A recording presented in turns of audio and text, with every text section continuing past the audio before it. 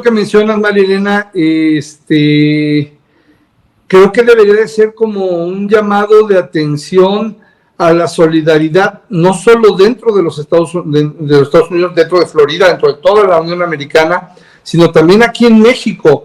Tú y yo tenemos conocimiento, José Manuel también, como gente que ha estado metida o inmersa en la problemática laboral de los trabajadores agrícolas allá en Florida, de la explotación por parte de algunas empresas que, si bien es cierto, se llevan de manera legal a trabajadores, sobre todo de aquí de México, no les respetan los derechos laborales ni en términos de lo que están ganando, no les pagan lo que realmente les deberían de pagar, ni tampoco en las condiciones de vida en las que los tienen, ni con los horarios de trabajo.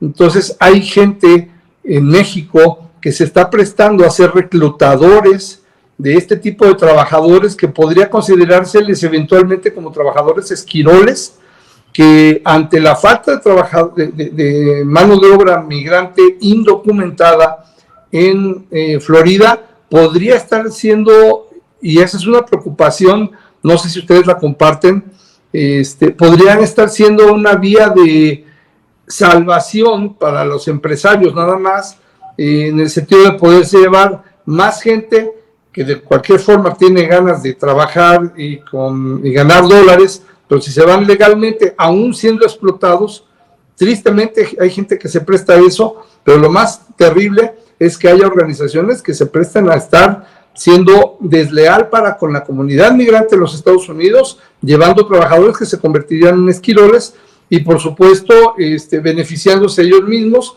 los enganchadores aquí en México, y a costa pues de explotar a nuestra gente y beneficiando únicamente el trabajo más, pues no quisiera decir acercándose a un término de esclavitud, pero empieza a tener tintes, porque esto que estamos viendo y viviendo en el estado de Florida también se asemeja ya a una especie de apartheid como el que se vivió en Sudáfrica entre el 48 y el 94, no hace muchos años.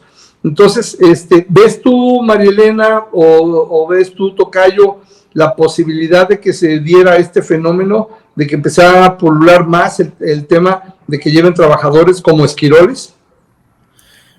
Pues ya tiene mucho tiempo que lo están promoviendo, pero a lo que yo he visto, al menos en mi experiencia, no ha sido suficiente para satisfacer ese vacío de mano de obra que hay en Florida. Y pienso que una de las razones es que es caro, es muy caro llevar ese proceso para una empresa de H2A o de H2B. Es un proceso caro, o sea, tan solo la primera parte del proceso, que es obtener una certificación laboral, cualquier abogado va a cobrar fácil $2,000, $2,500 solo por la primera parte. Y luego por cada trabajador seguramente cobran, bueno, depende por supuesto del abogado, pero cobran miles de dólares por cada uno. Y más aparte, la ley federal tiene ciertas protecciones, es decir, el trabajador se le tiene que pagar, bueno, en teoría, porque no siempre en la práctica, en teoría se le tiene que pagar algo que sea similar a lo que la industria está pagando, que es mucho más de lo que establece el salario mínimo. Entonces, en muchos casos estamos hablando de que les deberían de pagar por lo menos $15 la hora. Entonces, sé que esto no sucede en muchos casos, pero lo que sí ha sucedido es que han habido muchas demandas colectivas.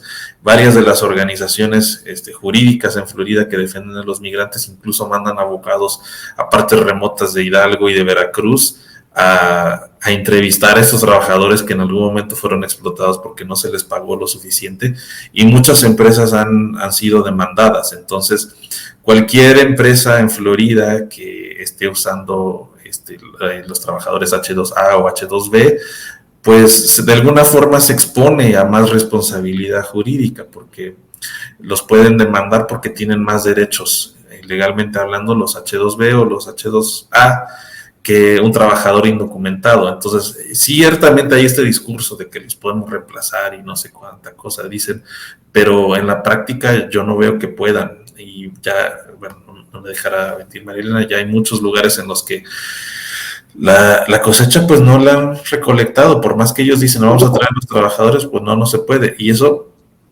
ahora, eso solamente hablando del campo, pero una característica de las visas H2A y H2B es que solamente son temporales, solo son por ciertas épocas del año. Entonces, una empresa que tiene una necesidad continua, por ejemplo, en la construcción, se le va a hacer más difícil poder justificar la necesidad de una de estas visas temporales. Entonces, ellos dependen enormemente de la mano de obra indocumentada.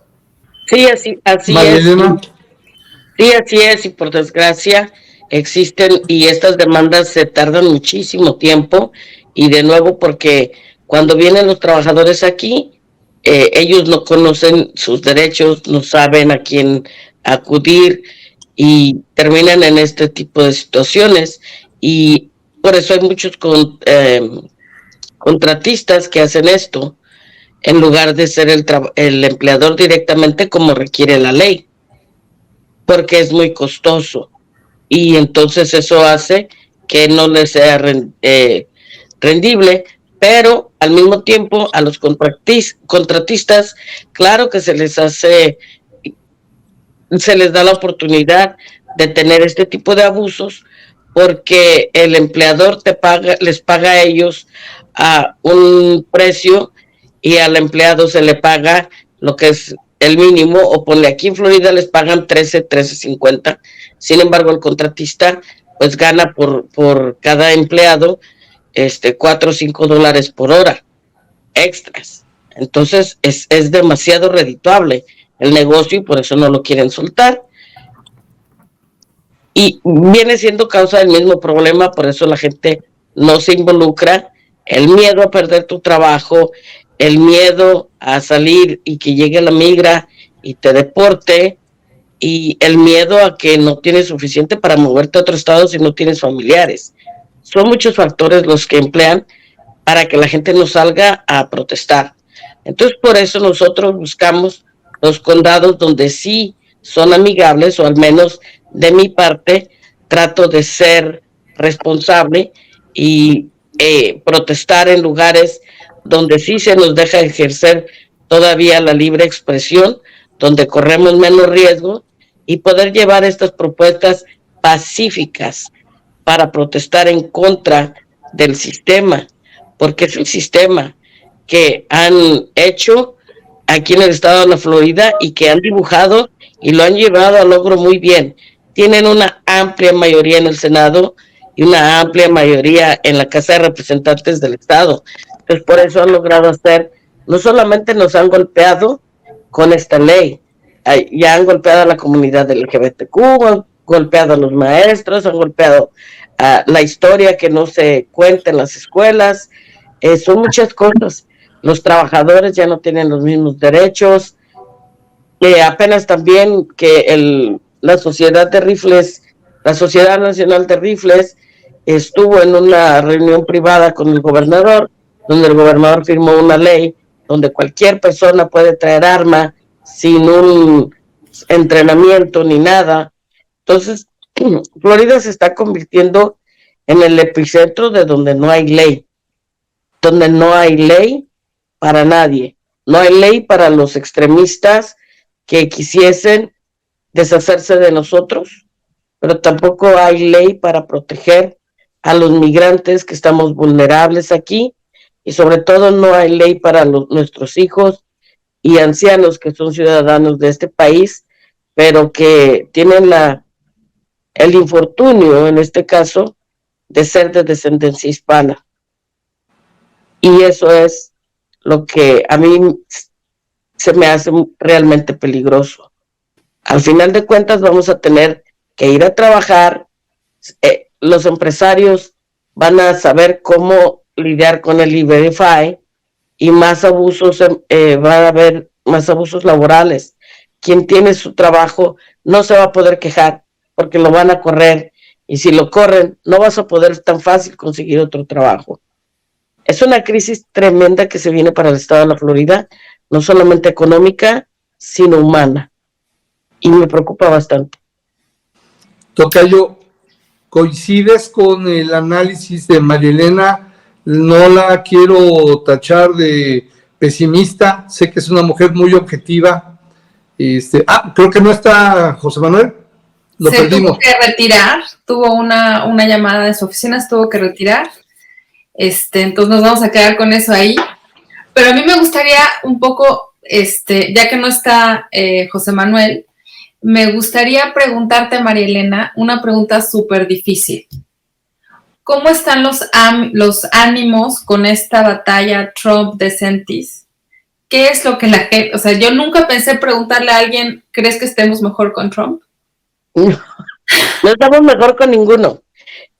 Creo que ese es el problema que existe ahora en el país, que tenemos varios años ya tratando de ver, bueno, de estos quién es el menos peor, y ese es el problema.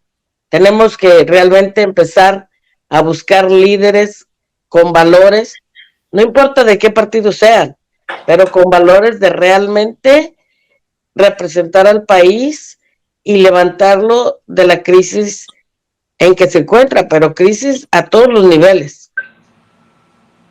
Yo diría que ninguno. Necesitan encontrar otros líderes, pero también líderes para todos.